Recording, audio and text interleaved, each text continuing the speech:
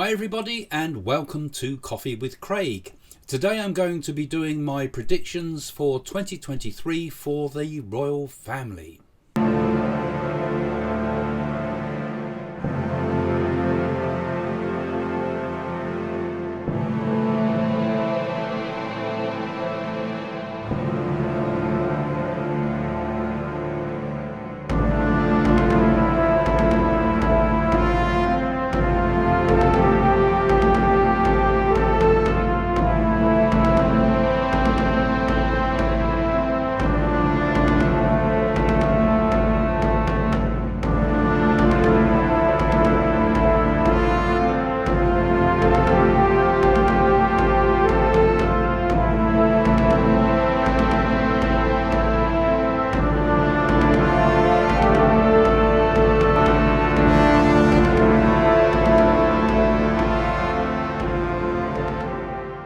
Well, welcome to the show again, and if you've got any comments, do put them in the comments below. Don't forget to subscribe to this channel if you've just joined me for the first time.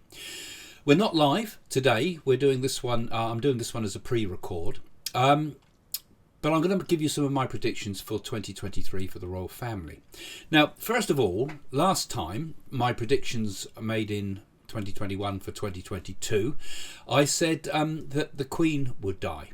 And that prediction, unfortunately, came true.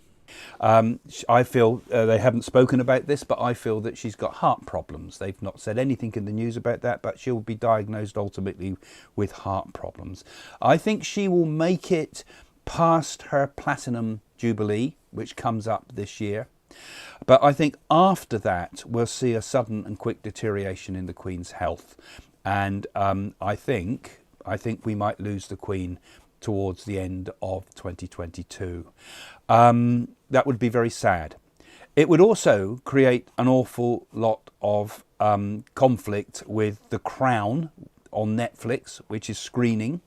And I feel I think it will happen with the Queen, but there's going to be a huge backlash from over the Netflix programs and screening, because I feel it comes out at a bad time, bad timing, which would also mean, possibly the coronation of Prince Charles, and after that, I think therefore that after we've had the Queen, the Charles will come to become King Charles, but his reign, I feel, will be short. And of course, with that prediction, I didn't actually have any clues that could happen, because there was nothing in the press about that. Nothing had been said at the time of making the prediction. So I did see that one well in advance of the shock of that happening. And funnily enough, actually, another royal prediction came true only yesterday, which surprised me really, because it was such a weird prediction I'd made. I predicted in my earlier videos from 2021 for 2022 that the king, I said Prince Charles at the time, because he wasn't actually king at that time, but I said that Prince Charles would be hit by an egg. And of course, there it is, all in the press today, about Prince Charles being hit by an egg, or near miss, so fractions of a second away from him. So that's I don't know if that's a bang on target prediction, or it was just slightly off and the egg just missed him, but it happened today. Headline news here in the UK, of course. So let's start off first with the coronation. We know that's going to happen in 2023. First of all, I think Prince Charles will make quite a good king, actually. I see him as being a reforming king. I see him considerably reforming the royal family, and doing this not just to appeal to the British people, but with a worldwide remit in mind of keeping Australia on board, for example, in the future. So I see him making a lot of financial cuts and changes to lineages and things like that, but I'll talk about those in a minute. But one strange thing did come to me about the coronation itself. Now, these things are done with great care, meticulously done, and everything is done so precisely that it's so hard for anything to go wrong. But I kept getting strange feelings about what they call the, what's it called? The Stone of Scone. All right. Now, the Stone of Scone was, it was the old coronation of the old Scottish kings that was stolen by Edward and brought back to Westminster. And only in recent years was it given back to the Scots. So it's a sacred for both the Scottish people and for the British people now, as it would be. So when the king is coronated on that stone, it is symbolic that it's the whole of the United Kingdom. But I saw something odd happening with that, because I had these weird, really weird feelings about Scotland and some other things about Scotland that I'll tell you in a moment. I just felt as if something was going to happen, like there was some form of protest or someone trying to steal it or something happening associated with the stone, and it's all tied in with this idea of Scottish nationalism. And I'm seeing I saw a sort of a red-faced Nicholas Salmon, Sturgeon, Nicholas, Sturgeon, the woman there. I saw a red-faced version of her. I saw her upset by it all as well. So there was something weird with that that will happen at the time of the coronation. Now, when I first sat down and tuned in to see what I could pick up, because I go into a very deep meditation and I get close to my spirit guides and see, show me something that's not my own mind, show me something that I can see for the future. And the first thoughts, the first pictures, the first images, the first visions I saw was of Prince Andrew. And I saw something really awful happening around him. My feeling was something psychological, like a psychological breakdown of some sort around the guy. Now, I know the press has been on him and he's probably been through the worst from his point of view at the moment, but I feel as if it really hits him now with the death of his mother, and also I see Prince Charles turning against him. And I had a sense that there was this sort of depression that somehow may have even led him to do something silly, like take an overdose or something like that. A sort of a cry for help sort of overdose type of thing, because I didn't see it as lethal. I didn't see him dying, but I do feel as if there's something in the press concerning him about his psychological health. It's about psychological. And strangely enough, I also had other feelings about the psychological health of King Charles, because although he's kind of riding high at the moment and will be right up to the coronation itself and so forth, I had a feeling he admits to later in the year of a sort of depression that follows his coronation, a sort of a coming down, a sort of coming down off the high of it all, but it affects him very, very deeply. And I'm seeing him talking about depression. I'm seeing him talking about perhaps in an interview or something and referencing his old friend Spike Milligan, who also suffered from depression. And I'm hearing a lot of talk when I was meditating about mental health, and that it's not just the Harrys and Meghans of this world that can claim that they have troubles with handling it all, but Charles himself shows the personal side of himself here, of admitting to depression himself.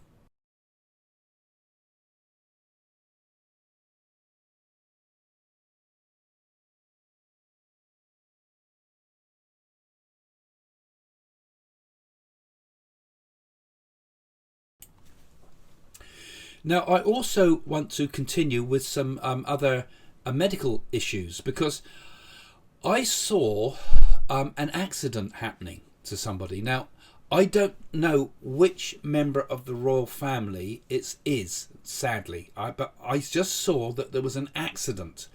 Now, not a car accident, but I felt it was something like a fall. It was a fall off something, a fall off steps or coming off an aeroplane or something like that. There's something where somebody takes a very serious fall and hurts themselves quite badly. And that I felt was with one of the royal family.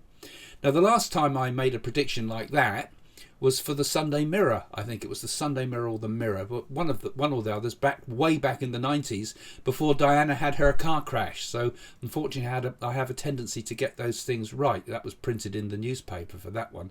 But let's hope it doesn't happen. But that's something I saw. And there was also something else. I saw also, I had a feeling of illness around children. And I see something in the royal family where a child is very seriously ill, and this is, again, it's in the news because it brings a lot of public concern about this. I don't see the child dying, but I do feel as if there's something brought to the fore and a lot being said about it. And again, just as I was talking about with mental health being sort of on the agenda, so physical health, and there was something like that I felt as well.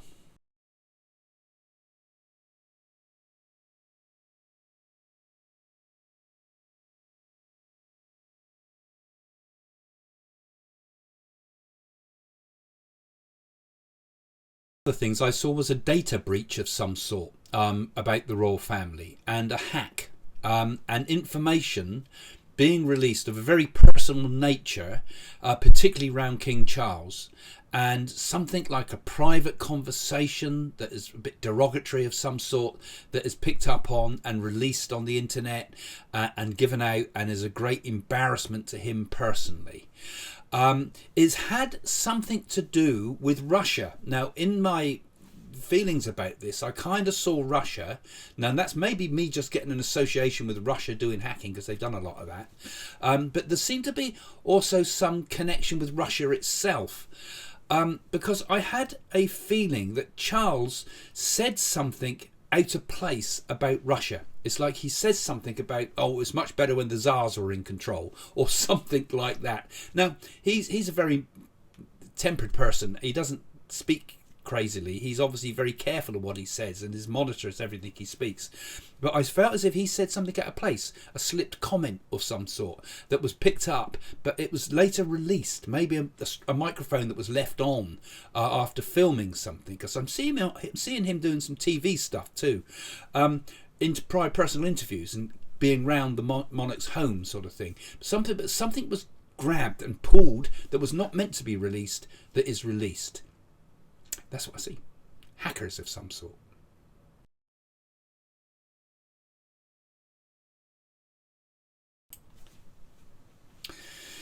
Now, of course, Harry and Meghan, these are the ones that grab the headlines, but are probably the most least important in many respects. Now, I saw Meghan Markle having her own television show, but I know she has it already, things on Netflix and so forth. But I'm seeing a sort of an Oprah Winfrey style chat show of her own, in which she is the host, and she is doing the interviews and so forth. And Harry's not involved. And I got a horrible feeling of all wokeness and things like this and moaning. And I felt as if this is going to be a new show that is all going to be about, how much I hurt sort of type of program. And it's thick with sentimentality, insipid ideas. So I'm seeing that coming. I don't think it'll be very popular, certainly not with me. But who knows? It might go out there. People watch all sorts of crazy stuff nowadays, don't they? So I saw that. So God forbid it comes on British TV too. But that's what I saw.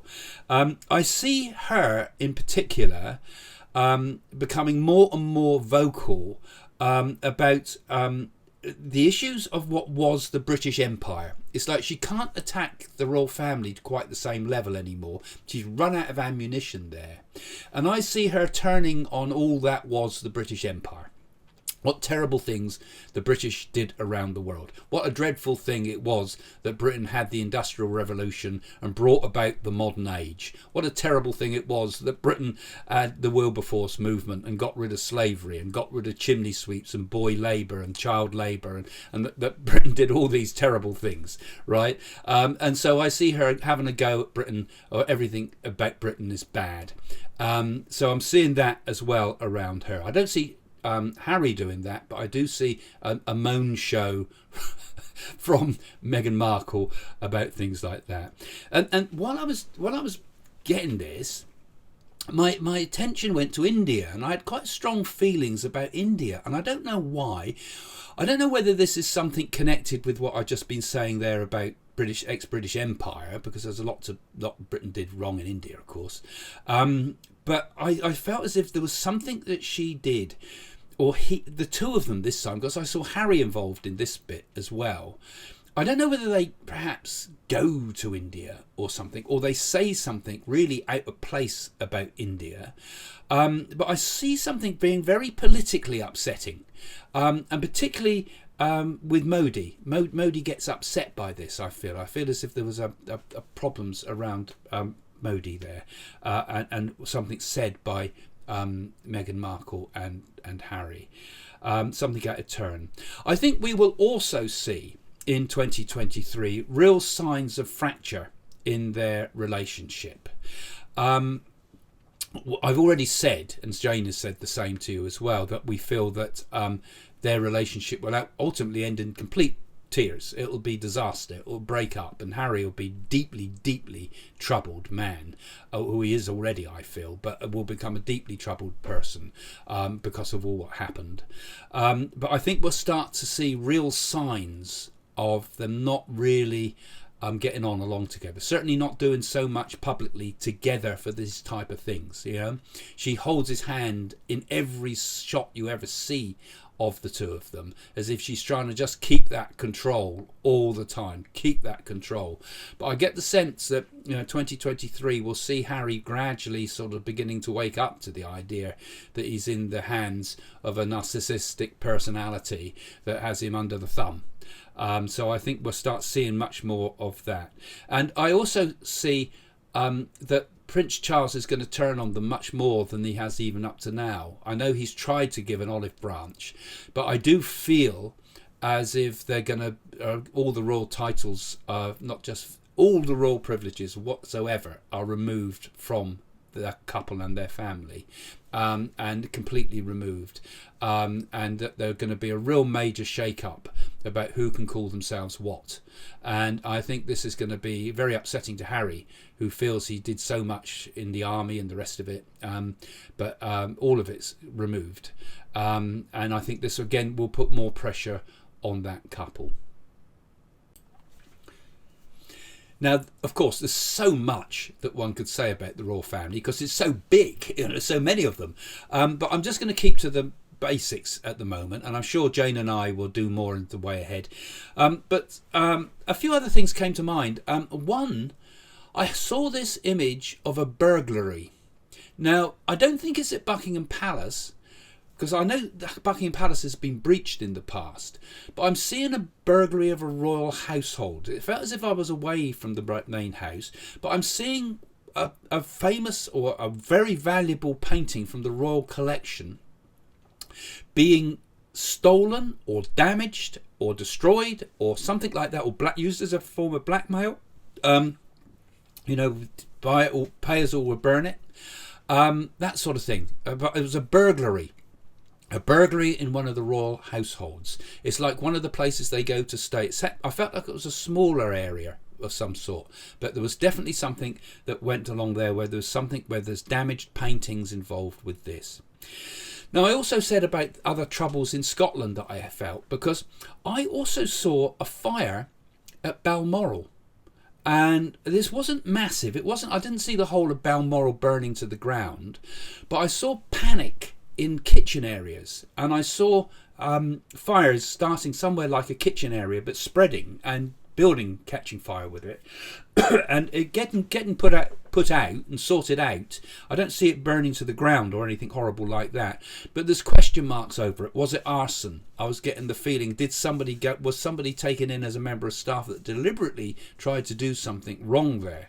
And so I feel there's been some targeting of that type of thing, and we will see that. I remember Jane and I, when we used to do the Big Breakfast, we were on the first shows of the Big Breakfast back in the 90s, and we used to have to predict next week's news today with Bob Geldof's wife, Paula Yates, and we used to predict what would happen next week, and invariably we get it right. And one of them, we said, would be there'd be a fire at Windsor Castle, which then did happen, which was a major event on the news. So maybe my Balmoral one reflects that, perhaps in my own unconscious, but I get a feeling that that's what's going to happen. We're going to get something in Balmoral. And finally, Australia. I see in Australia making serious moves to break from connections with the royal family. So breaking, I suppose they become what, a republic. Now, I don't see it happening next year in 2023, but I do feel it will eventually start to get more and more on the agenda. And I'm seeing, in order to counter this, I'm seeing Prince Charles, King Charles and Camilla, and also Kate and William, all going to Australia collectively to see if they can make things, patch things up with Australia. And I feel what they do works. Any referendum is either put on the back burner or it doesn't happen or whatever. And I just feel that they make a very successful tour. And I just want to also say that we've only just seen the start of Kate Middleton and her abilities to communicate with people. I'm seeing her growing much more as a real star. I'm seeing her doing something. I wasn't quite sure what it was, but I saw something with her doing something where she did something spontaneous but really touching, that she really did something that really captured the hearts of the world, because she did something spontaneous that seemed to help something with children somewhere, and really does something that is extremely uplifting and holds her in great stead with everybody, where everybody says what a marvellous person she is. She does something that extraordinary, that could even put her life a little bit at risk with the way she did this. Okay, so there's something happening ahead like that, where she grabs the attention of the world without deliberately trying to sort of grab the limelight, as it were. She's doing it spontaneously. And that's it for now. I'm sure we need to give many more in the future. So if you enjoyed the channel, here we go again. Don't forget, hit that little bell in the corner of the screen and enjoy the catching my future predictions. And if you really do enjoy this channel, do also have a look at some of my books. For example, Be Happy. That's one of my favourites. That's my latest one. I'm going to go and see Sharavana on Saturday, actually. But it's not just about, Sharavana, the guru, who we enjoy his company very much and have great fun with, actually. It's all about how happiness can be brought into one's life, and also a lot about the future. And my other book, of course, Messages from the Universe, which I'm going to force on you now, also talks about the future, the NAADIs, which are also now available on my website. You can buy NAADIs, as well as readings with Jane and myself, of course. So it's all there. You read those. They can be very transformative books, and the NAADIs particularly can be an enormously transformative experience. So go and have a look. It might be an interesting Christmas present, one of the readings perhaps, or maybe even one of the books for people for Christmas.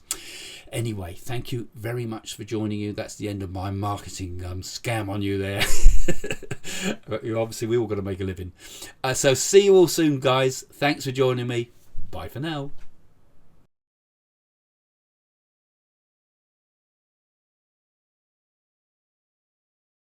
But I just feel she's in a better place.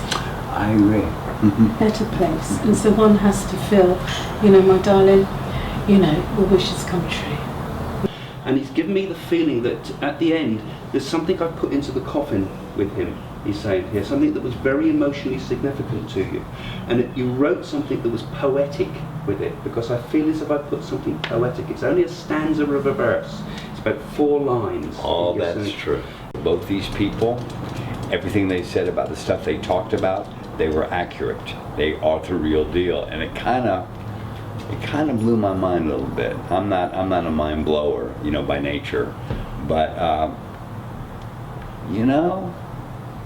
it was real, and all crap aside, it was real.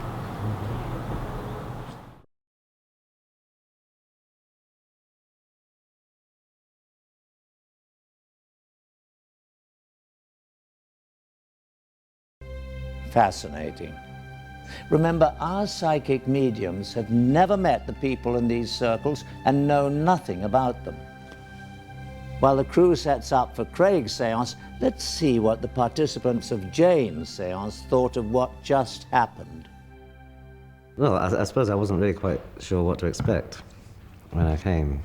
It was different. It was interesting to me to find out that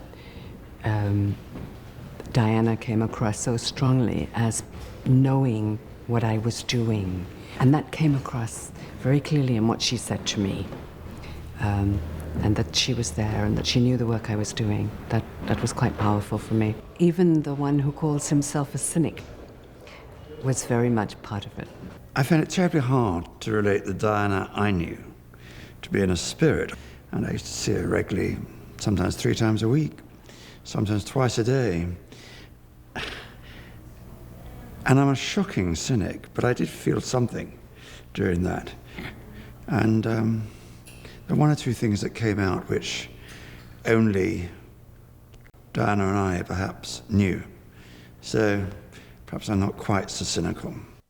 Another remarkable seance. I wonder if the people at Craig's seance will be as convinced and enthusiastic as those who sat at Jane's. Let's find out. It was very interesting, though, and it was very nice to see how everybody else was going, hey, yeah, wow. That was kind of cool that happened, too, because nobody had any idea who was who and what was what, so there was nothing set up, and we knew nothing that was going to happen next. So.